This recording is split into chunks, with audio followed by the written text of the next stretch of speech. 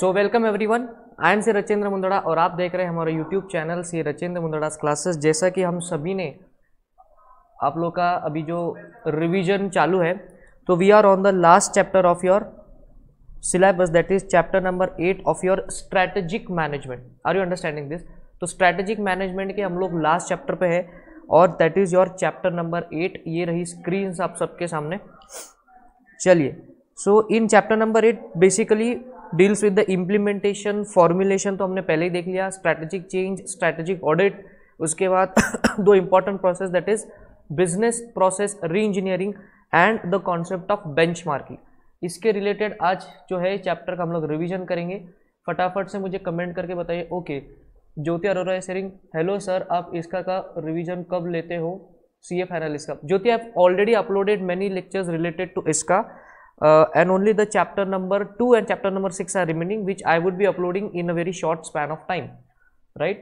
मैं चाहता हूँ कुछ इंटर के स्टूडेंट जो है वो आ जाए, फटाफट से हम लोग जो है वो रिवीजन को स्टार्ट करेंगे। Okay, so this is your chapter number 8। जैसा कि आप लोग देख पा रहे हो, strategy implementation, implementation issues in implementation, strategic change, strategic control, strategic audit, business process reengineering and the benchmarking process. बस इतना ही सिंपल और सादा है आपका चैप्टर नंबर 8। तो चलिए, सबसे पहले हम लोग देखेंगे इम्प्लीमेंटेशन के रिलेटेड। एक फटाफट से छोटा सा चार्ट में ड्रॉ कर दूं। चलिए, चार्ट तो हम लोग ड्रॉ आपके लिए हो ही चुका है। तो बेसिकली क्योंकि एक एग्जाम ओरिएंटेड है, तो इसमें हम बहुत सारी जो 95% आपके कॉन्सेप्ट है उसको कवर करेंगे, जो एग्जाम के हिसाब से बहुत ज़्यादा इंपॉर्टेंट है, राइट? तो चलिए, सबसे पहले बात करेंगे इम्प्लीमेंटेशन एंड फॉर्मुलेशन की। So can you tell me what is the difference between implementation and formulation?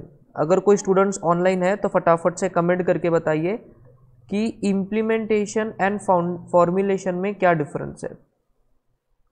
Implementation and formulation. चलिए देखते हैं क्या कोई बच्चे लाइव आ गए हमारे साथ। जी, फटाफट से कमेंट करके बताइए मुझे कि इम्प्लीमेंटेशन एंड फॉर्मुलेशन में क्या डिफरेंस होता है, बिकॉज यही आपके चैप्टर का स्टार्टिंग भी है। चलिए, मैं आपसे डिस्कस करता हूँ। अगर आपका इम्प्लीमेंटेशन बहुत अच्छा है प्लस आपका प्लान भी बहुत अच्छा है, तो आपका ऑर्गेनाइजेशन की जो स्ट्रैटेजी है उसके 100% रिजल्ट आपको मिलेंगे। Let us take a very basic example. आप पढ़ाई कर रहे हो फॉर योर एग्जामिनेशन। अगर आपने एक बहुत अच्छा टाइम टेबल बनाया है जो कि पूरे सिलेबस को मिनिमम 2 से 3 बार आपको पूरा रिवाइज करवा के देगा आपका टाइम टेबल, तो हम बोलेंगे कि आपका फॉर्मुलेशन बहुत अच्छा है। बट सक्सेस आने के लिए 2 चीज़ें इंपॉर्टेंट है। एक तो प्लानिंग बहुत अच्छी चाहिए और दूसरी उस प्लानिंग का इम्प्लीमेंटेशन बहुत अच्छे से होना चाहिए, right? So even implementation plays a very important role. उसी तरह से बिजनेस में स्ट्रैटेजी का भी सही तरीके से इम्प्लीमेंटेशन होना और वो स्ट्रैटेजी अच्छी वेल प्लान्ड भी होना, ये दोनों चीज़ें इंपॉर्टेंट है, तभी ऑर्गेनाइजेशन के जो गोल्स एंड ऑब्जेक्टिव है वो अचीव होंगे। Are you understanding this? So basically formulation and implementation are interdependent.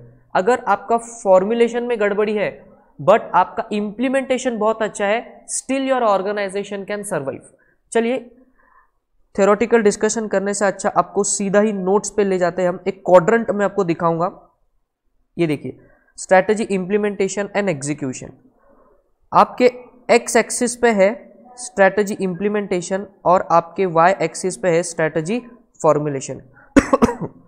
Strategy अगर आपकी बहुत साउंड है और आपका इम्प्लीमेंटेशन भी बहुत ज़्यादा एक्सीलेंट है, तो आपकी बी पोजीशन आएगी। Now this happens very rarely कि आपका प्लानिंग भी अच्छा है और आपका इम्प्लीमेंटेशन भी अच्छा है। कभी कभी प्लानिंग में गड़बड़ी होगी तो इम्प्लीमेंटेशन सही होगा, कभी कभी प्लानिंग अच्छी होगी तो इम्प्लीमेंटेशन में गड़बड़ होगा। Are you understanding? तो बेसिकली इस क्वाड्रेंट को समझने का ट्राई कीजिए, राइट? तो दे जो बी वाला क्वाड्रेंट है, it is a dream position for every organisation. Dream position for every organisation, समझ रहे हो क्या आप? Dream position for every organisation. चलिए, कुछ और बेसिक सवाल। फॉर्मुलेशन का मतलब होता है प्लानिंग एंड इम्प्लीमेंटेशन का मतलब होता है एक्चुअल एक्शंस। इम्प्लीमेंटेशन का मतलब होता है एक्चुअल एक्शंस, राइट? तो प्लानिंग बहुत अच्छी है। Planning has to deal with effectiveness. Planning has to always deal with effectiveness and actions, और implementation has to deal with efficiency. Implementation has to deal with efficiency. Are you understanding with me?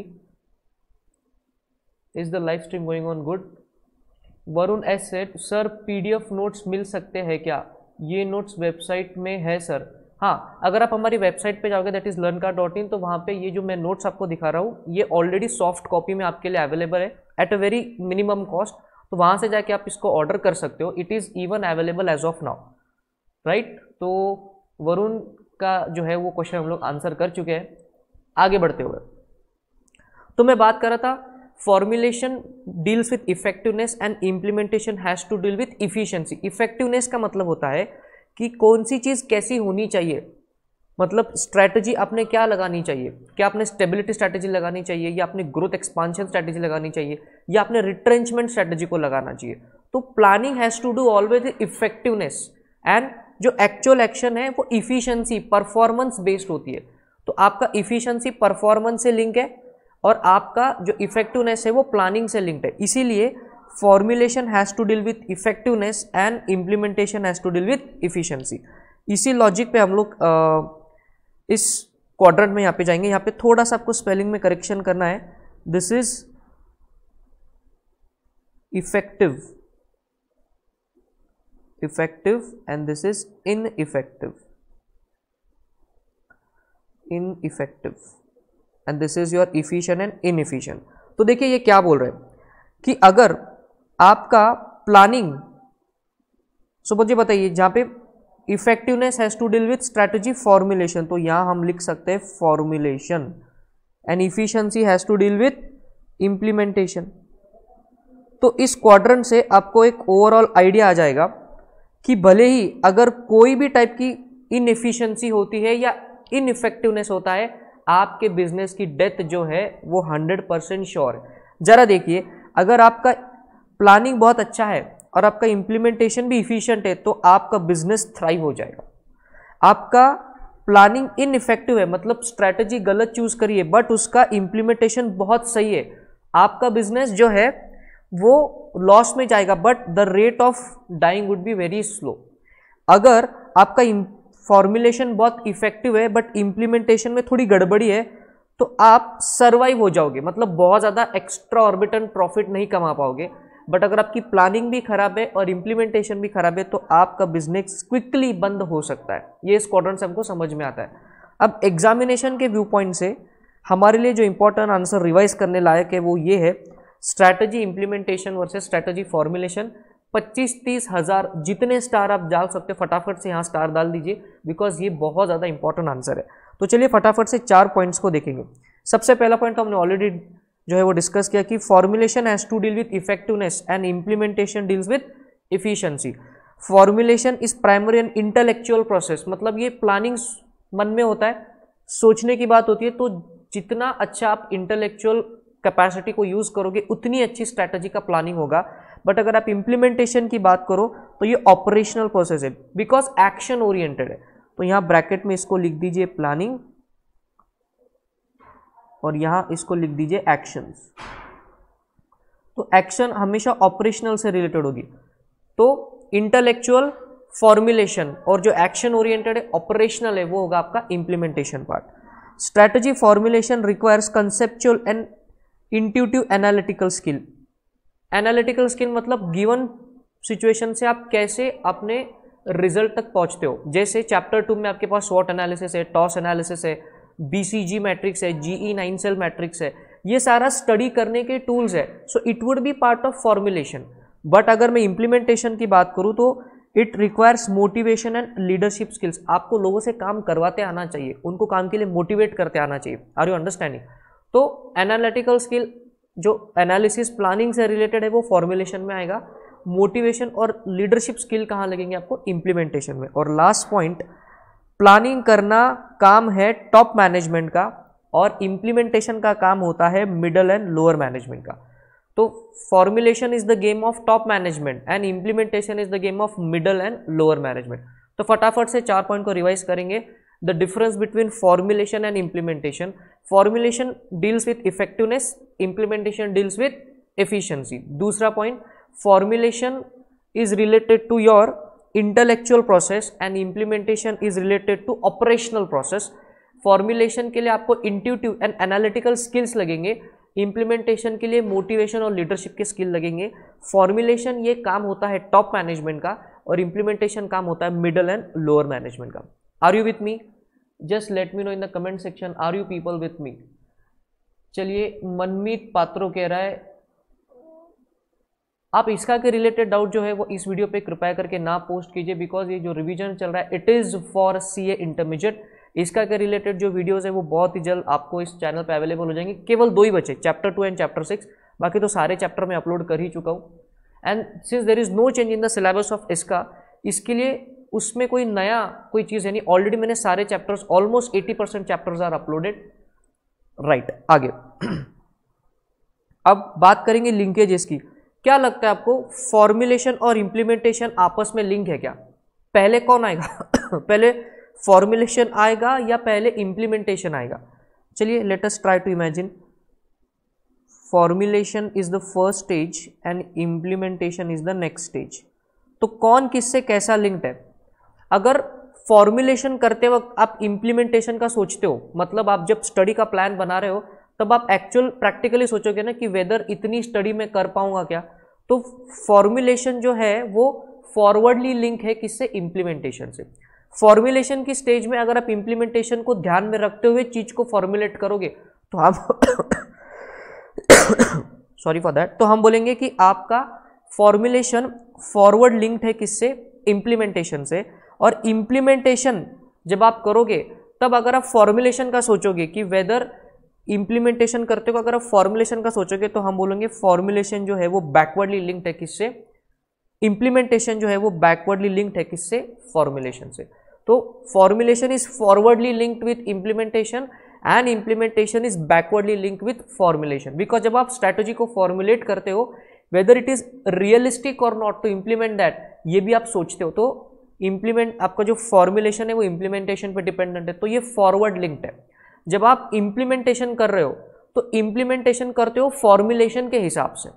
Are you understanding? Implementation करते हो formulation के हिसाब से, तो हम बोलेंगे कि implementation is backwardly linked with formulation. In simple words, implementation and formulation are interdependent. Implementation and formulation are interdependent. Are you understanding? तो चैप्टर का ये फर्स्ट पार्ट यहाँ पे खत्म होता है, इम्प्लीमेंटेशन एंड फॉर्मुलेशन के रिलेटेड। The next part of the chapter talks about issues in implementation. ये बस एक लिस्ट है, इसको एमसीक्यू के लिए आपको एक बार पढ़ना है। इसमें एज सच कोई कंटेंट वाला क्वेश्चन यहाँ से नहीं आता है नॉर्मली। सो आपकी स्ट्रैटेजी के इम्प्लीमेंटेशन में क्या क्या इश्यूज आ सकते हैं तो उसको फटाफट से मैं एक बार आपके लिए रीड कर देता हूँ। Project implementation, procedure implementation, resource allocation, structural implementation, functional and behavioural implementation.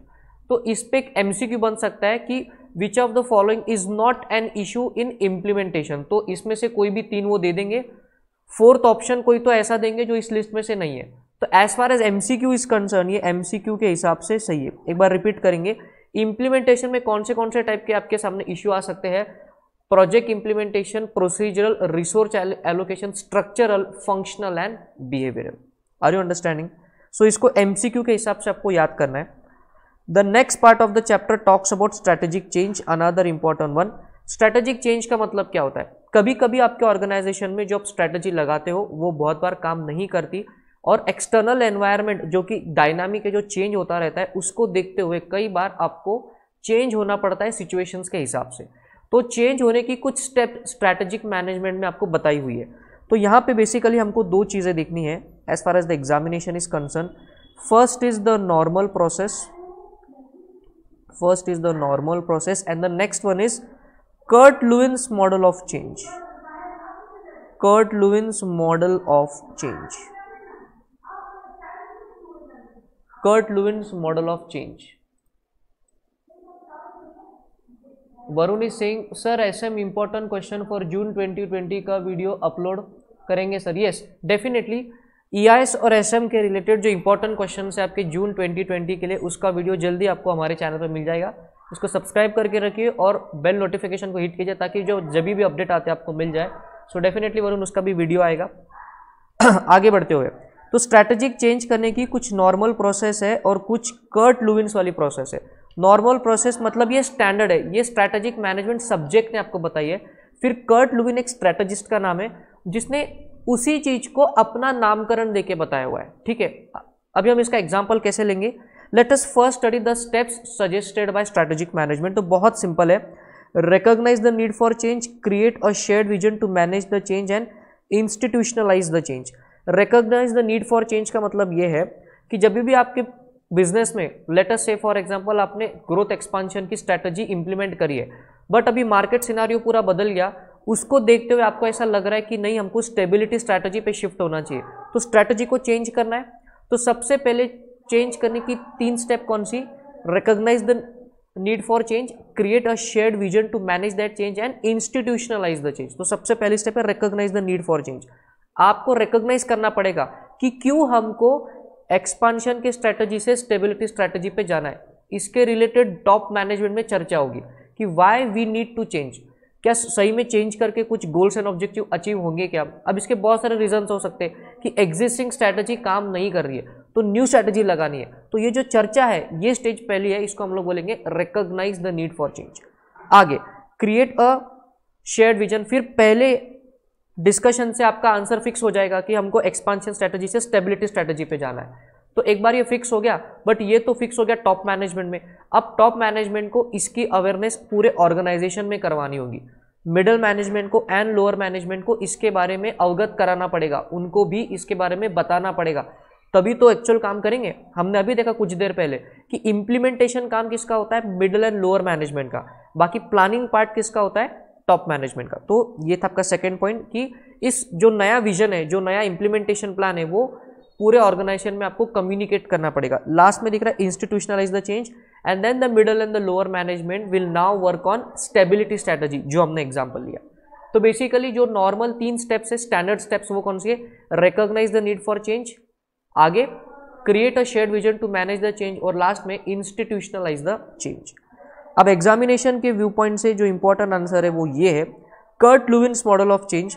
Kurt Lewin एक बहुत बड़े स्ट्रैटेजिस्ट है, उन्होंने बताया कि मैं बताऊंगा आपको एग्जैक्टली इसको कैसे करना है। तो बेसिकली इसमें कोई डिफरेंस नहीं है, बट ये थोड़ा सा डिटेलिंग में मॉडल है, इसकी स्टेप्स के नाम में भी डिफरेंस है। Let me see if some more students have joined. Okay, so we are with some students out here. Kurt Lewin's of model of change क्या कहता है, सबसे पहली स्टेप है अनफ्रीजिंग द सिचुएशन। एग्जाम्पल लेंगे समझ में आएगा। Unfreezing the situation, changing to the new situation, फिर उसमें एच.सी. केलमन ने कुछ अपनी 3 स्टेप और बताई, हम लोग चर्चा करेंगे जब आएंगे उस पर। और लास्ट में आपको दिख रहा है refreezing the situation, refreezing the situation, unfreezing the situation. तो मेन 3 स्टेप कौन सी, unfreezing the situation, changing to the new situation and refreezing the situation. Are you understanding? इसको जरा ऐसे समझिए कि सपोज से फॉर एग्जाम्पल अभी ऑल ओवर द वर्ल्ड में चल रहा है कोरोना वायरस का कहर, तब मोदी जी ने डिसीजन मेकिंग कैसे किया, उन्होंने देखा कि पूरे वर्ल्ड ओवर में कोरोना वायरस लाखों लोगों को बीमार कर रहा है, लोग उससे मर रहे, तो the many economies of the world are getting affected. India पहले लॉकडाउन नहीं था, नॉर्मली इंडिया चल रहा था, इंटरनेशनल बॉर्डर्स भी ओपन थे, डोमेस्टिक फ्लाइट भी चालू थी, मतलब मैं बात कर रहा हूँ फेब्रुआरी के मंथ की, तो everything was going fine, correct. Unfreezing the situation का ये मतलब है कि जैसा सब नॉर्मल चल रहा था, बट मोदी जी ने देखा कि ये कोरोना वायरस को अगर कंट्रोल करना है तो इवन इंडिया को लॉकडाउन करना पड़ेगा, इंडिया को लॉकडाउन करना पड़ेगा, मतलब एग्जिस्टिंग जो सिचुएशन चल रही है इंडिया की, उसको चेंज करके इंडिया को लॉकडाउन के सिचुएशन में जाना पड़ेगा। तो सबसे पहला चीज होता है कि जो चल रहा है उसको स्टॉप करके नए इसमें आप जाओ, तो स्टॉप करना is the first situation, is the first step, उसको हम लोग बोलेंगे अनफ्रीजिंग द सिचुएशन। जो करंट जो कुछ भी चल रहा है उसको स्टॉप करके नए पे शिफ्ट होना, तो नए पे शिफ्ट होना सेकंड स्टेप है, बट एग्जिस्टिंग को स्टॉप करना is called as unfreezing the situation.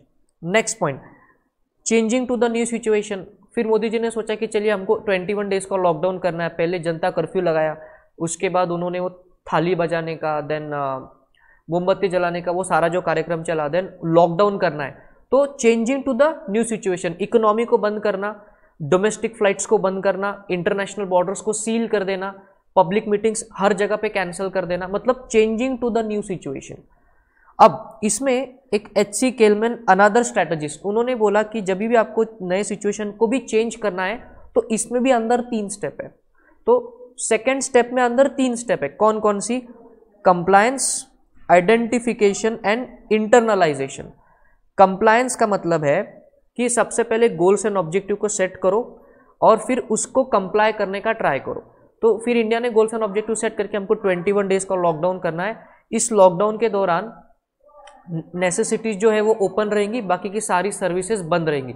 तो ऐसा एक प्लान बनाना कि ये कैसे इंप्लीमेंट करेंगे, what would be achieved is called as compliance. उसके बाद आइडेंटिफिकेशन। आइडेंटिफिकेशन का मतलब है, जैसे आप जानते हो कि इंडिया में भीलवाड़ा मॉडल काफ़ी फेमस हुआ इस क्वारंटाइन पीरियड के अंदर। Bhilwara model, Bhilwara is a city from Rajasthan जहाँ पे बहुत ज़्यादा पहले वायरस फैला और उन्होंने रुथलेस लॉकडाउन किया। तो वो मॉडल बन गया पूरे इंडिया के लिए, वो मॉडल बन गया पूरे इंडिया के बाकी सिटीज़ के लिए कि भीलवाड़ा ने जैसा लॉकडाउन को फॉलो किया वैसे ही हमको लॉकडाउन को फॉलो करना है। तो that is the second step, identify a role model and then you have to do और comply as per that role model, उसको हम लोग बोलेंगे आइडेंटिफिकेशन। सेकेंड स्टेप वो होती है। इंटरनलाइजेशन का मतलब है इंटरनलाइजेशन का मतलब है कि अभी जो बाकी की जो सिटीज है इंडिया की, वो भीलवाड़ा को देख के अपने अपने शहर में ज़्यादा स्ट्रिक्ट लॉकडाउन फॉलो करेंगे। कई बार आपने देखा हो कि लोग बाहर निकल रहे तो जो पुलिस इंस्पेक्टर है या जो मिलिट्री है वो उनको ज़बरदस्त धो रहे। फिर नेसेसिटीज़ के लिए भी टाइमिंग को रिस्ट्रिक्ट कर दिया गया, मॉर्निंग 3 आवर्स, इवनिंग 2 आवर्स। मतलब मैं जिस सिटी में रह रहा हूँ उसमें तो ऐसा है कि मॉर्निंग आपको 2 आवर्स मिलेंगे for buying of the necessities और फिर जो इवनिंग में आपको मिलेंगे 2 hours again for buying the necessities. तो ये हो गया इंटरनलाइजेशन। चेंज पे तो हम लोग शिफ्ट हो गए, बट शिफ्ट होने की भी 3 चेंजेस। सबसे पहले गोल्स एंड ऑब्जेक्टिव सेट किया तो कंप्लायंस, नेक्स्ट आइडेंटिफिकेशन, जो सबसे बेहतर चेंज हो रहा है उसको देख के फिर बाकी के लोग चेंज होना स्टार्ट करेंगे, एंड थर्ड चेंज होते होते अपने एग्जिस्टिंग एनवायरनमेंट को बदलेंगे, उसमें एडजस्टमेंट्स करेंगे, इसको हम लोग बोलेंगे internalisation. Are you understanding this?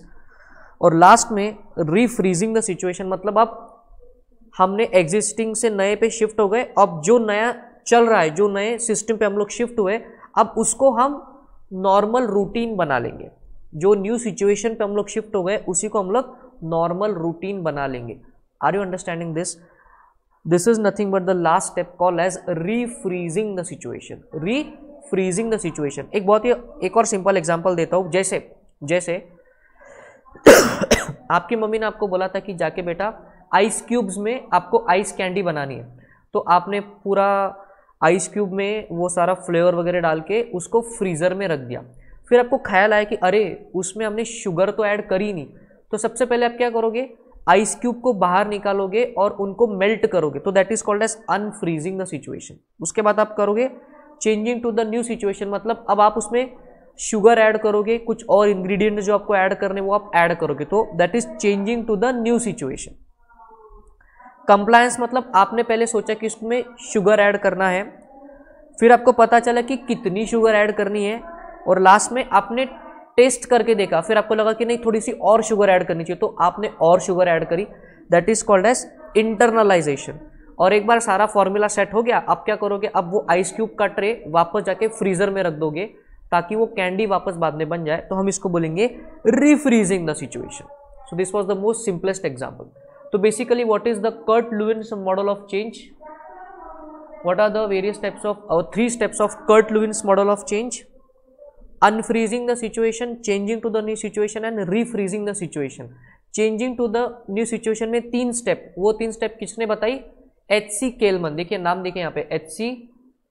केलामैन नहीं हो, H.C. केलमैन नाम है, उसने क्या बताया? Compliance, identification and internalisation. Are you understanding? तो यहाँ पे खत्म होता है आपका स्ट्रैटेजिक चेंज के रिलेटेड। तो एक बार फटाक से रिपीट करेंगे। नॉर्मल स्टैंडर्ड प्रोसेस का क्या नाम है? Recognise the need for change, create a shared vision and institutionalise the change. Kurt Lewis model of 10 में इन्हीं के नाम बदल गए, क्या क्या? Unfreezing the situation, change to the new situation, उसमें अंदर 3 स्टेप, कंप्लायंस, आइडेंटिफिकेशन, इंटरनलाइजेशन, और लास्ट स्टेप कौन सी थी? Refreezing the situation. Are you understanding? Yes. Okay, so now we come to the next part of the chapter and that is called as strategic control. That is called as strategic control. चलिए इसका फटाफट से मैं एक chart draw करके आपको सिखाता हूँ what is strategic control. मुझे बताइए कंट्रोल नेसेसरी है क्या? कंट्रोल नेसेसरी है? जी बिल्कुल है। स्ट्रैटेजिक कंट्रोल नेसेसरी इसीलिए है बिकॉज जो स्ट्रैटेजी आपने ऑर्गेनाइजेशन में लगाई है, क्या उससे डिजायर्ड आउटपुट आ रहा है क्या? क्या उसका इंप्लीमेंटेशन प्रॉपर हो रहा है क्या? क्या ऑप्टिमम यूटिलाइजेशन ऑफ रिसोर्सेज हो रहा है क्या? ये देखने के लिए आपको कंट्रोल लगाना पड़ता है। ये देखने के लिए आपको क्या लगाना पड़ेगा? कंट्रोल। तो basically in case of strategic control we have 3 types of controls. We have 3 major types of control. एक हो गया आपका ऑपरेशनल कंट्रोल, एक हो गया आपका ऑपरेशनल कंट्रोल, एक हो गया आपका management control. This is your management control and the last one is strategic control. Strategic control. Strategic control में अगेन वी हैव 4 पार्ट्स, ठीक है। उस 4 पार्ट्स की बात बाद में करेंगे जब हम उस पर आ जाएंगे। सबसे पहले बात करेंगे ऑपरेशनल कंट्रोल की। Operational control has to do with individual task. Operational control has to do with individual task, मतलब एकदम माइन्यूट से माइन्यूट स्टेप को कंट्रोल करना। Let us say for example अगर हम इन्वेंट्री मैनेजमेंट की बात करें तो इन्वेंट्री आपके ऑर्गेनाइजेशन में एक टाइप की नहीं होगी। Are you understanding? जैसे अगर मैन्युफैक्चरिंग की बात करें तो स्पेयर पार्ट्स की इन्वेंट्री होती है, रॉ मटेरियल की इन्वेंट्री होती है, फिनिश गुड्स की इन्वेंट्री होती है। तो inventory is a broader term, but उसके अंदर भी अलग अलग टाइप का आपका इन्वेंट्री का मॉडल है। तो ऑपरेशनल कंट्रोल मतलब हर इंडिविजुअल, मैं एग्जांपल ले रहा हूं, हर इंडिविजुअल टाइप के इन्वेंट्री पे कंट्रोल रखना, मतलब स्पेयर पार्ट्स के स्टॉक टेकिंग पे कंट्रोल रखना, स्टॉक एजिंग पे कंट्रोल रखना, इसको हम बोलेंगे ऑपरेशनल कंट्रोल, जो इंडिविजुअल टास्क से रिलेटेड है, right. Management control is a broader term. Management control मतलब ओवरऑल इन्वेंट्री प्रॉपर हुआ या नहीं, finish goods, raw material, spare parts, सबका इन्वेंट्री का फिगर प्रॉपर है या नहीं, ये है बड़ा वाला कंट्रोल। तो basically management control includes operational control. Management control includes operational control. Operational controls boils down to a very basic individual task.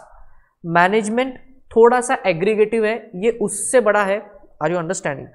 तो management control is broader term, यहां पे लिखेंगे it is a broader term. It includes operational control। तो basically operational control कौन लगाता है, कौन implement करता है? Middle management and lower management. Operational control is being exercised by middle management and lower management and the management control is being exercised by the top management. Management control is being exercised by the top management. Are you understanding? So operational control, management control. अब बात करेंगे strategic control. अब strategic control में भी है 4 parts. ये कौन कौन से पार्ट है? एक है आपका premise control, then we have strategic surveillance,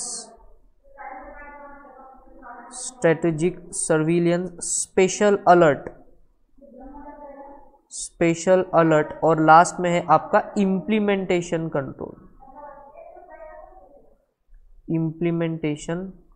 are you understanding? तो स्ट्रैटेजिक कंट्रोल में 4 पार्ट्स कौन से? Premise control, strategic surveillance, special alert and implementation control. फिर इम्प्लीमेंटेशन कंट्रोल में अगेन वी हैव 2 पार्ट्स। वो क्या है वो हम जब जाएंगे तब उसको देख लेंगे। सबसे पहले बात करेंगे प्रीमाइस कंट्रोल की। प्रीमाइस कंट्रोल का ये मतलब है कि कुछ तो आपने एनालिसिस करके स्ट्रैटेजी को डिसाइड किया होगा, तो वो जो एनालिसिस है whether that base on which you have decided a strategy, whether that base is proper और नॉट, इसको जाके आपको चेक करना है।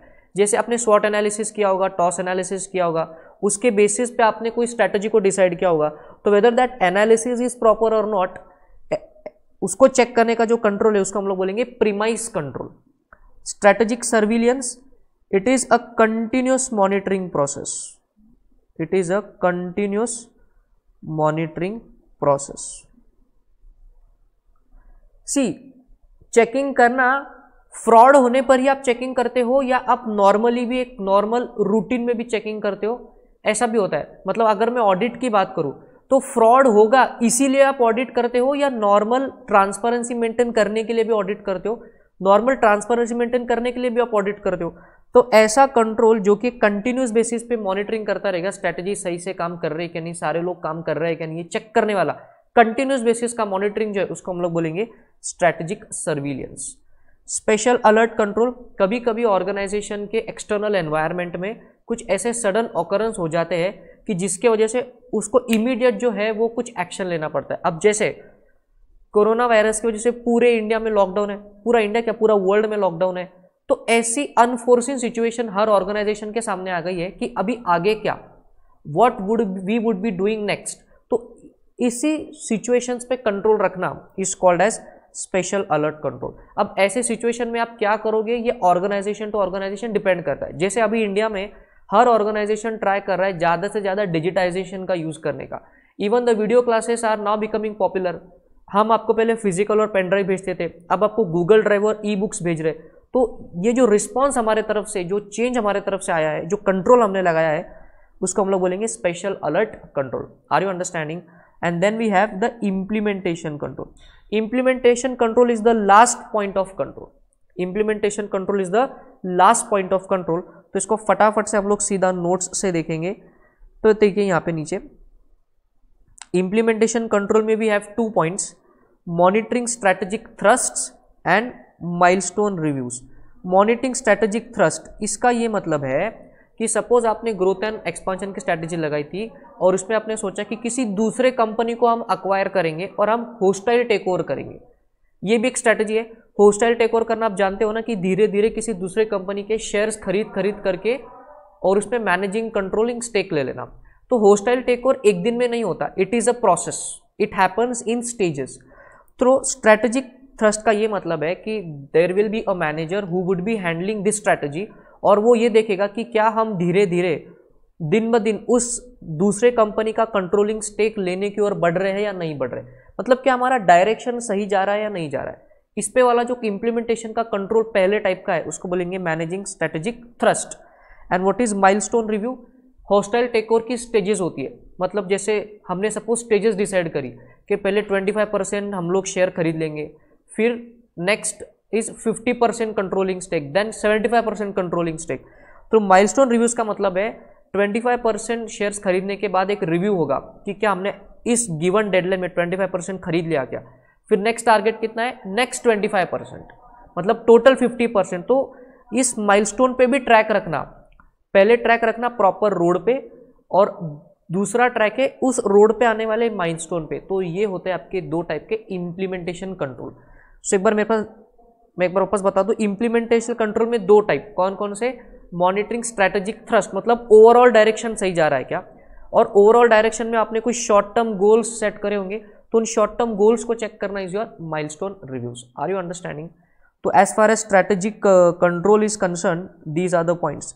मेन 3 टाइप के control, operational control, management control, strategic control.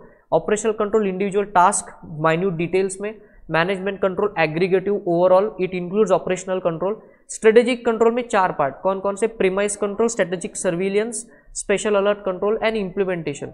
Implementation में 2 part, strategic thrust and milestone reviews. Are you with me? समझ में आ गया? तो यहाँ पे खत्म होता है हमारा स्ट्रेटेजिक कंट्रोल। अतुल माहेश्वरी कह रहे हैं, hey guys is it for IPCC old syllabus? My dear friend, अगर आप देखो आईपीसीसी ओल्ड सिलेबस या फिर CA intermediate new syllabus, almost 95% of the syllabus is same, only 5% change है।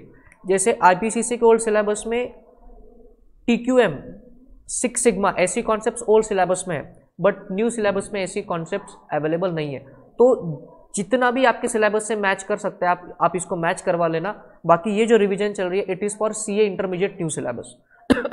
But let me also clarify, इसमें से बहुत सा कंटेंट आपके ओल्ड सिलेबस के लिए भी एप्लीकेबल है।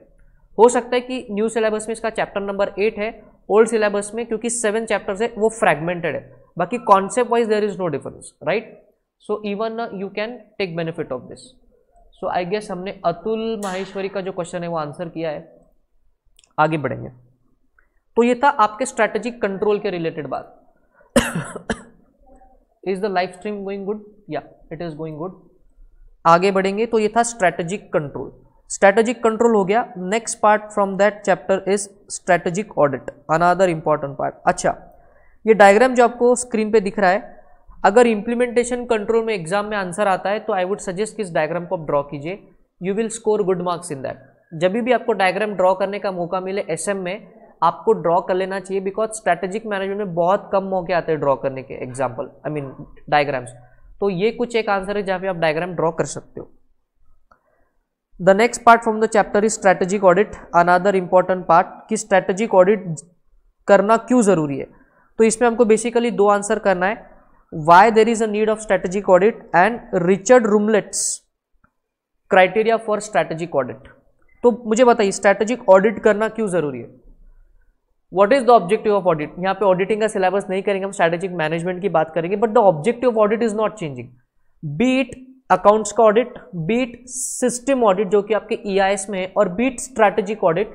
नॉर्मली ऑडिट का ऑब्जेक्टिव चेंज नहीं होता, बट ऑब्जेक्टिव चेंज नहीं होता, बट करने का तरीका बदलता है। जब हम मैनुअल ऑडिट से सिस्टम ऑडिट में जाते हैं, सिस्टम ऑडिट से स्ट्रैटेजिक ऑडिट पे जाते हैं। तो सर क्या स्ट्रैटेजिक का भी ऑडिट होता है? Yes, but to be a strategic auditor आपको चार्टर्ड अकाउंटेंट होने का ऐसा कंपल्शन नहीं है, but being a chartered accountant you can get an added advantage in that. तो चलिए वो तो हो गई सारी नॉलेज की बातें, बात करेंगे why there is a need of strategic audit. कभी कभी जब आप अपने ऑर्गेनाइजेशन में स्ट्रैटेजी को इंप्लीमेंट करते हो और ये देखते हो कि जो आपने गोल्स एंड ऑब्जेक्टिव माइंड में सेट करे थे और उसको देख करके स्ट्रैटेजी को इंप्लीमेंट किया था, कई बार वो गोल्स एंड ऑब्जेक्टिव अचीव नहीं होते या स्ट्रैटेजी में परफॉर्मेंस डिग्रेड होता है, तो उस लूपहोल्स को बाहर निकालने के लिए आप क्या करवाते हो? Strategic audit. तो बेसिकली स्ट्रैटेजिक ऑडिटर क्या करेगा? वाउचिंग वगैरह करेगा क्या? नहीं नहीं नहीं, ये क्या चेक करेगा कि जो स्ट्रैटेजी लगाई है क्या वो प्रॉपर है कि नहीं। उसके लिए कुछ क्राइटेरिया है, वो क्राइटेरिया आपको मिस्टर रिचर्ड ने दिए हुए। बट हम यहाँ बात करें कि स्ट्रैटेजिक ऑडिट क्यों करना है। सबसे पहला उसका रीजन है कि performance indicators reflect that strategy is not working और नॉट प्रोड्यूसिंग डिजायर्ड आउटकम। आपने जो स्ट्रैटेजी लगाई उससे बहुत ज़्यादा फायदा नहीं हो रहा है आपका, तो ये इंडिकेट करता है कि आपको स्ट्रैटेजिक ऑडिट करवा लेना चाहिए। दूसरा पॉइंट, गोल्स एंड ऑब्जेक्टिव जो अपने स्ट्रैटेजी पे सेट करे थे वो फुलफिल नहीं हो पा रहे। गोल्स एंड ऑब्जेक्टिव जो अपने स्ट्रैटेजी में जो अपने सेट करे थे वो फुलफिल जो है वो नहीं हो पा रहे। कभी कभी आपके बिजनेस के एक्सटर्नल एनवायरनमेंट में कुछ अनफॉर्सीन चेंजेस हो जाते हैं। अब जैसे दुनिया के किसी भी ऑर्गेनाइजेशन ने ये नहीं सोचा था कि कोरोना वायरस की वजह से पूरा दुनिया लॉकडाउन हो जाएगा। अब क्योंकि पूरा दुनिया लॉकडाउन हो गया है तो आप सोचिए ना कितना सारा पूरा सप्लाई चेन डिसरप्ट हो गया पूरे दुनिया का। तो कभी कभी ऐसा सडन ऑकरेंस जो हो जाता है उसमें मैनेजमेंट का रिस्पॉन्स कैसा है ये भी चेक करने के लिए आप क्या करवाओगे? Strategic audit. और लास्ट में जब मैनेजमेंट को दो चीजें लगती है कि एग्जिस्टिंग स्ट्रैटेजी को हमको फाइन ट्यून करना है और स्ट्रैटेजी जो पहले डिसाइड करी थी पहले के ज़माने मतलब पहले के टाइम में इसी स्ट्रैटेजी से काम हो गया था, अभी इस टाइम पे वो स्ट्रैटेजी को लगा के काम नहीं हो पा रहा है, ऐसा मैनेजमेंट को लगता है, इसीलिए आप स्ट्रैटेजिक ऑडिट करवाते हो। टू बी वेरी फ्रैंक, ये आपके साथ भी होता है। आपने टाइम टेबल तो बना लिया, बट आपसे रोज़ाना आपने टाइम टेबल बनाया था कि भैया मैं दिन में 10.5 घंटे पढ़ाई करूँगा, बट आपसे दिन में 8 घंटे ही पढ़ाई हो रही है। तो ऐसा क्यों हो रहा है? इसमें क्या आपको एनालिसिस करना ज़रूरी है। तो आप क्या करोगे? अपने प्लान को जाके चेक करोगे, अपने प्लान में मॉडिफिकेशन करोगे, फिर आप देखोगे कि अरे अरे अरे CA फाउंडेशन में मैंने ऐसे ही टाइम टेबल से 10.5 घंटे पढ़ाई करी थी तो मेरी पढ़ाई हो रही थी, बट अब इसी टेक्निक से मैंने इंटरमीडिएट का प्लान बनाया है बट 10.5 घंटे की जगह सिर्फ 8 घंटे ही पढ़ाई हो रही है। तो ऐसा क्यों हो रहा है ये जानने के लिए आप क्या करोगे? तो खुद को मैनेजमेंट के रोल में देखो। सो पहला आप क्या करोगे? एग्जिस्टिंग टाइम टेबल को फाइन ट्यून करोगे एंड नेक्स्ट ये आप देखोगे कि यही टेक्निक पहले फाउंडेशन में काम कर रही थी फिर इंटरमीडिएट में काम क्यों नहीं कर रही है। आपके इन सवालों के जवाब ढूंढने के लिए ही आप क्या करोगे? Strategic audit. समझ में आ रहा है? So what is the need of strategic audit? सबसे पहले परफॉर्मेंस इंडिकेटर बताते कि स्ट्रैटेजी काम नहीं कर रही है तो उसको चेक करने के लिए ऑडिट करेंगे। गोल्स एंड ऑब्जेक्टिव जो स्ट्रैटेजी से अचीव होने चाहिए थे वो नहीं हो रही है, इसीलिए स्ट्रैटेजिक ऑडिट करेंगे। फर्म के एक्सटर्नल एनवायरनमेंट में कुछ फैक्टर्स अनफोर्सिन बदल गए, इसलिए आप कौन सी स्ट्रैटेजी लगाना चाहिए ये डिसाइड करने के लिए भी आप क्या करोगे? पहले स्ट्रैटेजिक ऑडिट, पूरा एनालिसिस करने के लिए। और लास्ट मैनेजमेंट को दो चीजें लगती है, क्या? एग्जिस्टिंग स्ट्रैटेजी को फाइन ट्यून करना है और यही स्ट्रैटेजी पहले काम कर रही थी अभी काम क्यों नहीं कर रही है। इन सवालों के जवाब ढूंढने के लिए मैनेजमेंट क्या करवाएगा? Strategic audit. Are you understanding my dear friends? Are you with me? Right. इसीलिए आप क्या करोगे? Strategic audit. तो ये था answer for need of strategic audit. Last में देखेंगे Richard Rumelt's criteria for strategic audit. ये कहते हैं कि जब भी एक स्ट्रैटेजिक ऑडिटर स्ट्रैटेजी का ऑडिट करने जाता है तो किस पॉइंट्स को उसको फॉलो करना है। जैसे आपके ऑडिटिंग में होता है ना स्टैंडर्ड्स ऑन ऑडिटिंग या फिर अकाउंटिंग स्टैंडर्ड, तो जब भी आप ऑडिटिंग करने जाते हो तो आप स्टैंडर्ड ऑन ऑडिटिंग का रेफरेंस लेके फिर ऑडिट करते हो। उसी तरह से you can say that this is a standard on strategy audit. Informally आप इसको बोल सकते हो it is a standard on strategy audit. तो बेसिकली इन्होंने 4 क्राइटेरिया बताए, इस क्राइटेरिया के रेफरेंस को लेकर के आप अपने स्ट्रैटेजी को ऑडिट करो। So what are the criterias? तो we have 4 criterias, consistency, consonance, feasibility and advantage. What are the 4 areas?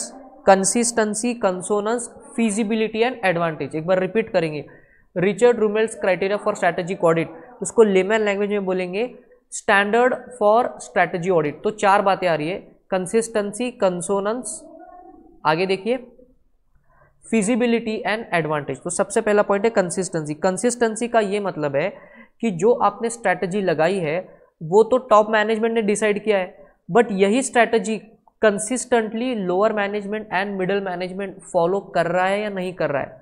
तो कंसिस्टेंसी के व्यू पॉइंट से स्ट्रैटेजी ऑडिट करते हो आप चेक करो कि जो टॉप मैनेजमेंट के मन में जो मोटिवेशन है जिसको ले करके उन्होंने स्ट्रैटेजी को इंप्लीमेंट करना चाहा था, क्या वही मोटिवेशन, वही थॉट प्रोसेस मिडिल और लोअर मैनेजमेंट के मन में भी है क्या? तो क्या ये तीनों ही टाइप के मैनेजमेंट कंसिस्टेंटली एक ही थॉट प्रोसेस पे काम कर रही है क्या? तो कंसिस्टेंसी को चेक करना है आपको। नेक्स्ट आपको दिख रहा है कॉन्सोनेंस।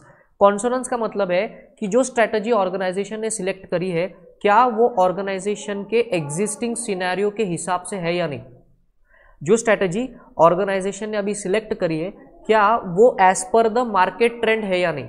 तो ये चेक करने का काम किसका है? ऑडिटर का। तो बेसिकली ऑडिटर क्या करेगा, जिस ऑर्गेनाइजेशन का वो ऑडिट कर रहा है स्ट्रैटेजी का, उसके टाइप के जो दूसरे ऑर्गेनाइजेशन है उनको भी देखेगा कि वो कौन से स्ट्रैटेजी पे काम कर रहे हैं, और वो जो स्ट्रैटेजी पे काम कर रहे हैं क्या उन्हीं लाइंस पे ये ऑर्गेनाइजेशन अंडर ऑडिट काम कर रहा है या नहीं कर रहा है। अगर काम कर रहा है तो वेल एंड गुड, अगर काम नहीं कर रहा है तो फिर ऑडिटर ओपिनियन देगा कि आपकी स्ट्रैटेजी ट्रेंड के हिसाब से नहीं है।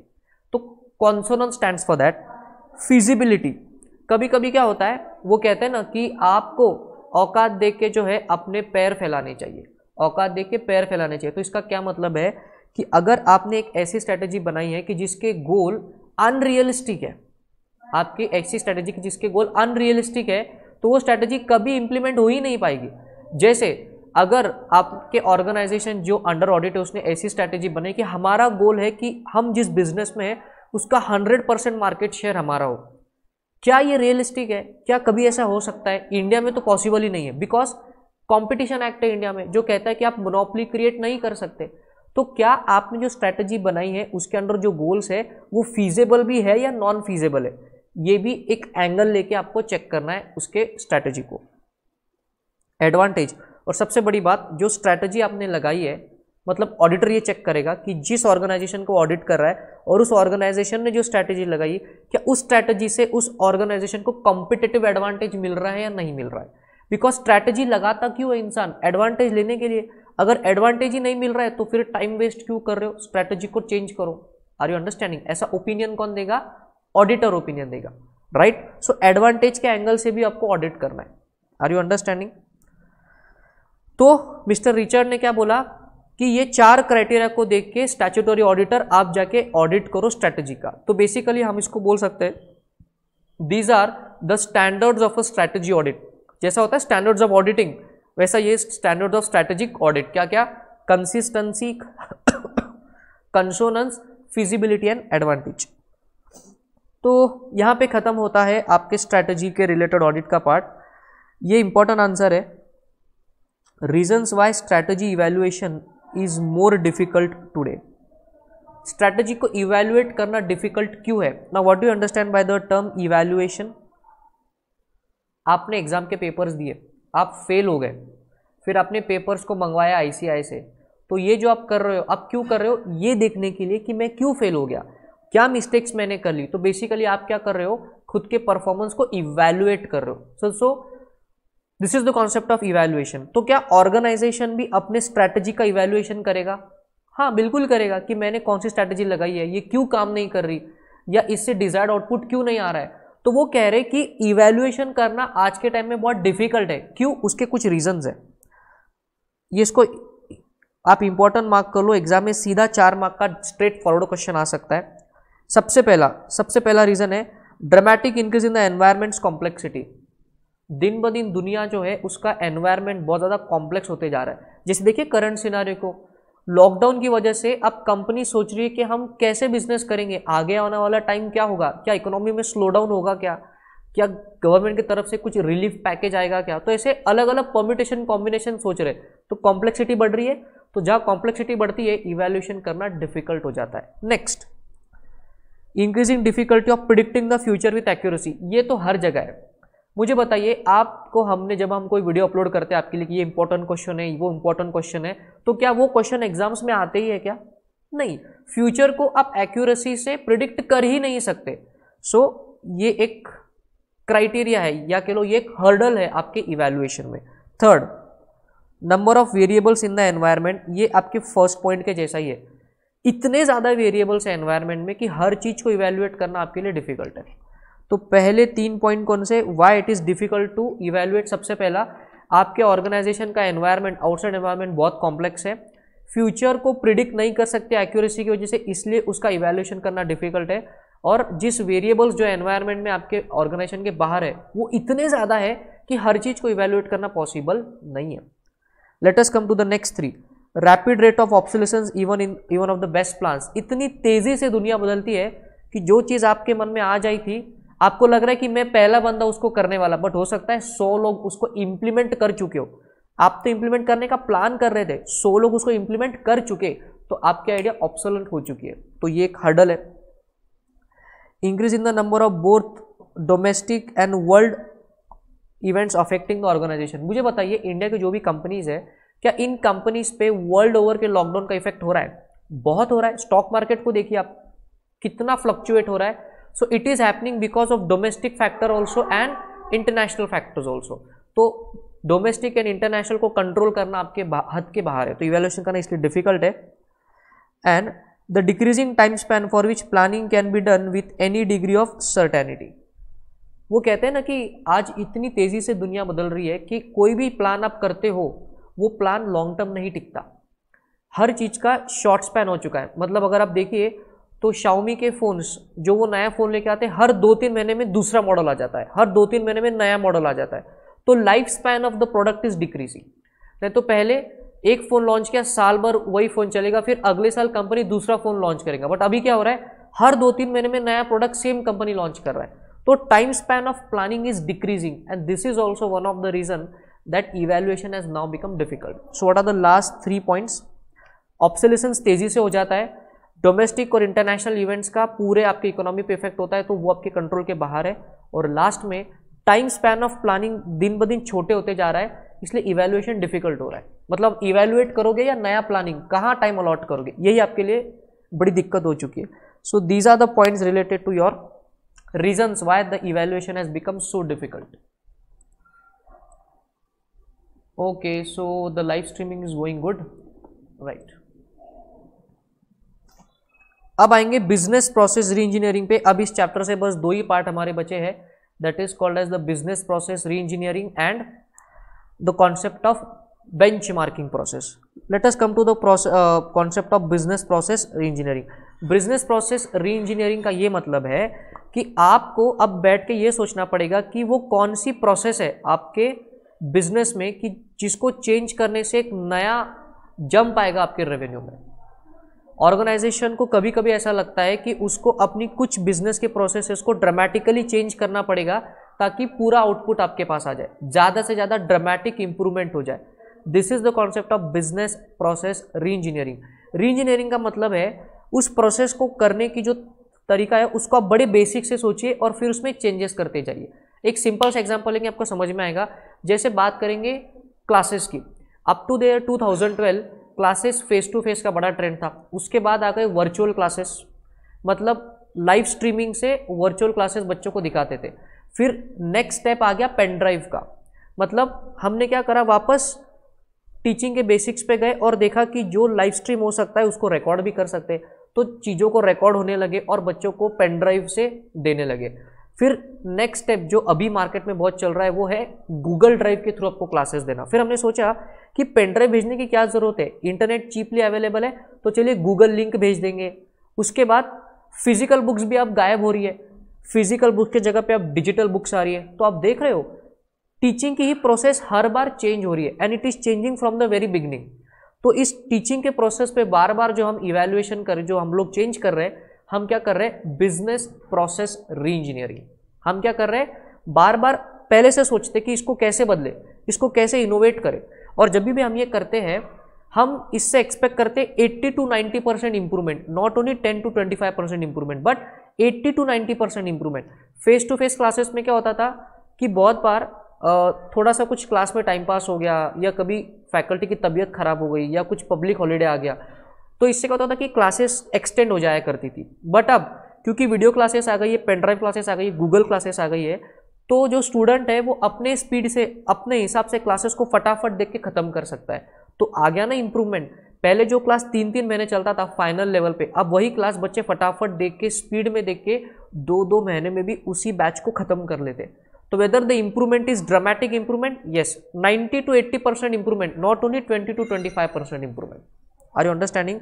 सो in crux this is the concept of business process reengineering. अब इधर जो हमको इंपॉर्टेंट जो आंसर्स देखने वो ये है कि what are the elements of BPR, कहाँ कहाँ आपको बीपीआर लगाना चाहिए, and what are the implementation steps of BPR. 3 important answer business process reengineering से।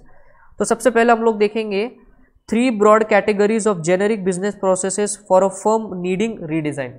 मतलब इन 3 जगहों पे भी आप बीपीआर लगा सकते हो, हर जगह बीपीआर नहीं लगा सकते। कहाँ कहाँ बीपीआर लगा सकते हो? Processes pertaining to the product development and delivery, product के डेवलपमेंट पे या उसकी डिलीवरी, इस पे आप बीपीआर लगा सकते हो, ये पहला कैटेगरी। दूसरा, कस्टमर को इंटरफेस करते वक्त जो प्रोसेस है उस पे आप री इंजीनियरिंग लगवा सकते हो। जैसे पहले था ट्रेडिशनल कॉमर्स, अब आ गया है ई कॉमर्स। धंधा वो भी है, धंधा ये भी है, बट कस्टमर से इंटरेक्ट करने का तरीका बदल गया है एंड इंप्रूवमेंट हो रहा है। तो एक एरिया था कि प्रोडक्ट या उसकी डिलीवरी पे आप बीपीआर लगा लो। दूसरा एरिया है कि कस्टमर के साथ आप कैसे इंटरेक्ट करते हो, इस पे आप बीपीआर लगा लो। और तीसरा, प्रोसेस कंप्राइजिंग मैनेजमेंट एक्टिविटी, जो top management, middle management, lower management की जो एक्टिविटीज है उसमें बीपीआर लगा दो। तो बिजनेस के हर प्रोसेस में बीपीआर नहीं लगाना है, इन तीनों में से कहीं भी आप बीपीआर लगा सकते हो। कौन कौन सा? प्रोडक्ट के डेवलपमेंट या उसके डिलीवरी को लेकर के। दूसरा, कस्टमर से इंटरेक्शन करना, इस पे बीपीआर लगा सकते हो। थर्ड, मैनेजमेंट की एक्टिविटी पे बीपीआर लगा सकते हो। इन तीनों को छोड़ के बाकी कहीं पे आपको बीपीआर नहीं लगाते आएगा। करेक्ट। नेक्स्ट हम लोग जाएंगे आंसर पे, द एलिमेंट्स ऑफ बीपीआर। तो basically we have 3 elements. Reengineering begins with the fundamental rethinking. मैंने आपको बताया फेस टू फेस क्लासेस से वर्चुअल क्लासेस पे हम लोग शिफ्ट हो गए, तो फंडामेंटल रीथिंकिंग है ना, मतलब स्टूडेंट्स ही नहीं है क्लास में और टीचर ही नहीं है सामने, फिर भी क्लासेस चल रही है। So fundamental rethinking, basic concept को ही बदल दिया। आगे, reengineering involves radical redesign of the process. Face to face classes में स्टूडेंट से सवाल पूछते थे हम उसे सवाल पूछते थे, स्टूडेंट देता था। अब ये लाइव स्ट्रीम में भी पॉसिबल है, रिकॉर्डेड लेक्चर भी अवेलेबल है। तो आपको डाउट सॉल्विंग के लिए हमने अलग से आपको व्हाट्सएप सपोर्ट, टेलीग्राम सपोर्ट दे दिया। तो radical redesign of the process. और हमको इंप्रूवमेंट कैसी चाहिए? Dramatic improvement, 80 to 90% improvement.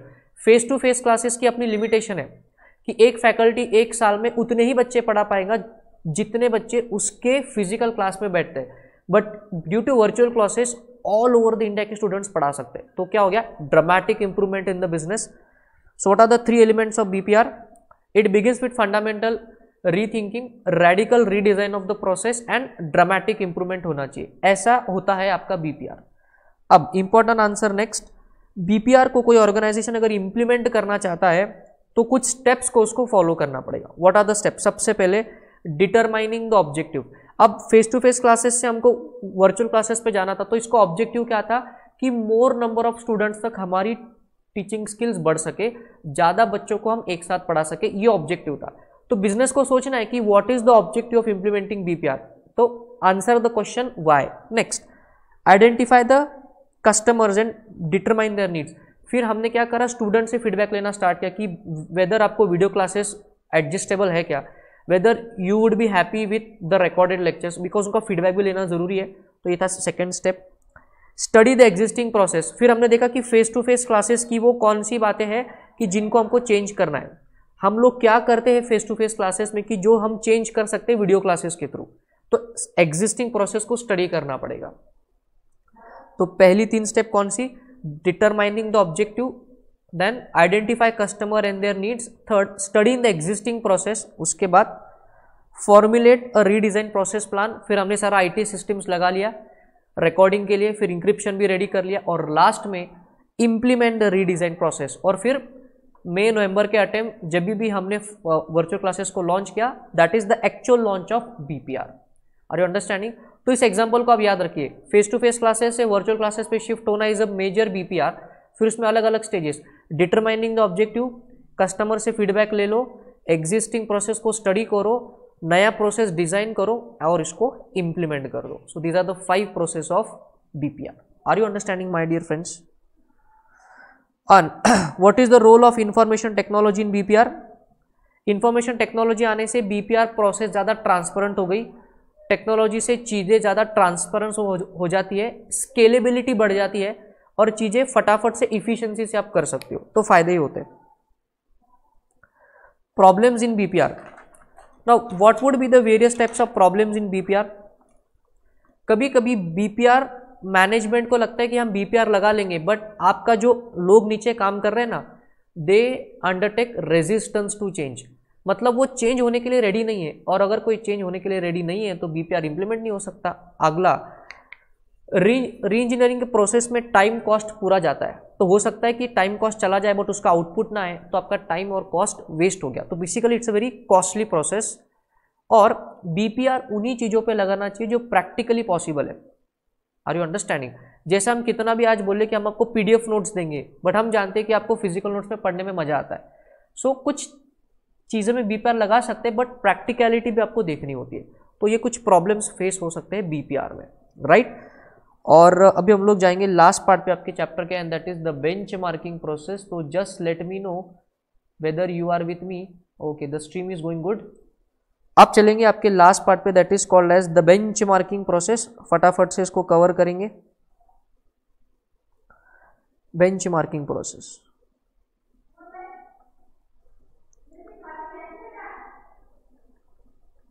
Bench marking, basically benchmarking का मतलब है कि आपकी प्रोसेस को किसी दूसरे के प्रोसेस से कंपेयर करना, और अगर वो दूसरे की प्रोसेस आपके प्रोसेस से अच्छी है तो आपके प्रोसेस को उसके प्रोसेस के परफॉर्मेंस लेवल पे लेके आना is called as benchmarking process. Benchmarking process normal layman language में हम लोग बोलेंगे it is a process for improvement. It is a process for improvement in the process of your business. It is the process of improvement for the improvement of process of your business. Are you understanding? जैसे जब आप school में थे तो आपके class में कोई first आता था और आपको ठीक ठाक मार्क्स आते थे, तो आपके पेरेंट्स क्या बोलते थे? वो देख कैसे पढ़ाई कर रहा है, उसके जैसे तेरे को बनना है। रोल मॉडल होता था वो आपका। तो आपको उसको बेंचमार्क करना है, मतलब आपको खुद में इंप्रूवमेंट करके उसके लेवल तक जाना है। दिस को हम लोग बोलते हैं benchmarking process. The process of improvement of the processes of your business is called as benchmarking. इसमें एक ही इंपॉर्टेंट आंसर है, and that is what are the steps of benchmarking. बहुत ही आसानी वाली स्टेप्स है, फटाफट से इसको कवर करेंगे, फिर आपकी रिवीजन खत्म हो जाएगी। सबसे पहला, identify the need. Identify the need, आपको देखना है कि वेदर हमारा बिजनेस सही चल रहा है क्या, और उसकी में इसमें कुछ इंप्रूवमेंट की जरूरत है क्या। अगर इंप्रूवमेंट की जरूरत है then you go for benchmark. तो सबसे पहला स्टेप है identify the need for benchmarking. उसके बाद clearly understand existing process, existing business process. तुमको भी क्लास में फर्स्ट आना है, जो तुम्हारा कॉम्पिटिटर है उसको देख के तुमको भी उसके जैसे बनना है, बट पहले ये तो देखो कि तुम क्या कर रहे हो। तो एग्जिस्टिंग बिजनेस प्रोसेस को स्टडी करना। नेक्स्ट स्टेप होता है identify the best process, identify the best processes in industry. फिर आपको क्या करना है, ऑर्गेनाइजेशन को ये देखना है कि उनकी इंडस्ट्री में जिस प्रोसेस को इम्प्रूवमेंट करना चाहते हैं वो प्रोसेस को सबसे बेस्ट कौन कर रहा है। जैसे अगर मैं स्मार्टफोन की बात करूं तो हर कोई चाहता है कि एप्पल के जैसा उनका डिज़ाइन हो, एप्पल के जैसा उनका प्रोसेसिंग हो, मतलब जो फ़ोन का ऑपरेटिंग सिस्टम है वो एप्पल के स्टैंडर्ड का हो। तो एप्पल इज़ द बेंचमार्क। तो एप्पल स्मार्टफोन के इंडस्ट्री का सबसे स्टैंडर्डाइज बेस्ट परफॉर्मर है।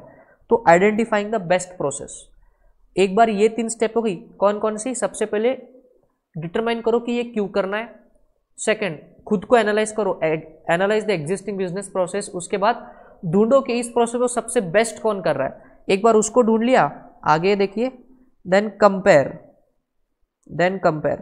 फिर अपनी प्रोसेस और बेस्ट प्रोसेस को कंपेयर करो कि आप में क्या कमी है और उसमें क्या चीज अच्छी है। That is called comparison stage. Next, prepare a report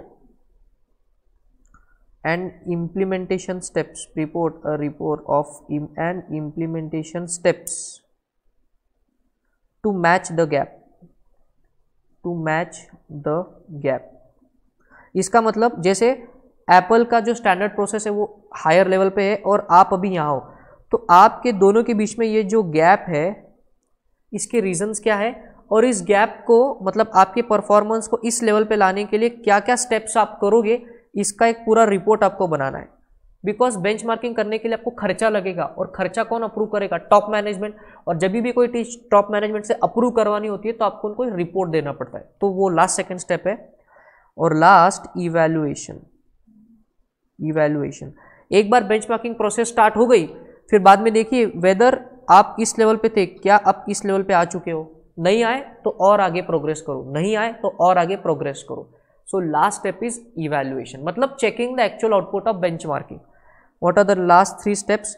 compare करना, फिर रिपोर्ट बनाना गैप को भरने के लिए, और लास्ट में इवैल्यूएट करना कि अब क्या आप प्रॉपर स्टैंडर्ड उस पोजीशन पे आ गए हो। So what are the steps of benchmarking? सबसे पहला है identify the need of benchmarking, उसके बाद एनालाइज द एग्जिस्टिंग प्रोसेसेस, उसके बाद identify the best in the industry, third फिर कंपेयर करो खुद को उससे, उसके बाद उस गैप को आप कैसे फिलअप करोगे इसका एक डिटेल रिपोर्ट बनाओ और उसको इंप्लीमेंट करो, और लास्ट में just see the output whether benchmarking process successful रहा है या नहीं रहा है। Are you understanding? तो माय डियर फ्रेंड्स, ये था complete revision of your chapter number 8, that is strategic implementation and control. I hope इस रिवीजन से एक ओवरऑल पूरा चैप्टर 8 पे आपका अच्छे से कंट्रोल आ गया। तो बेसिकली क्या क्या पार्ट है चैप्टर 8 में? Formulation, implementation, then we have the concept of strategic change, फिर उसके बाद कंट्रोल, उसके बाद ऑडिट वाला पार्ट, और लास्ट में 2 important processes, benchmarking and implementation, right. तो मेनली इतने ही प्रोसेसेस है, इंप्लीमेंटेशन, फॉर्मुलेशन, उसके बाद strategic change, strategic control, strategic audit, benchmarking and business process re-engineering. So let me just see whether it is going good. Varun has sent nice lecture sir, thanks, and please upload EIS series as well. Yes, so we are definitely considering uploading the revision lectures of EIS as well, as and when they would be uploaded. आपको हमारे channel पे उसकी link जो है या उसका updation जो है वो हमेशा मिलता ही रहेगा, राइट। So thank you.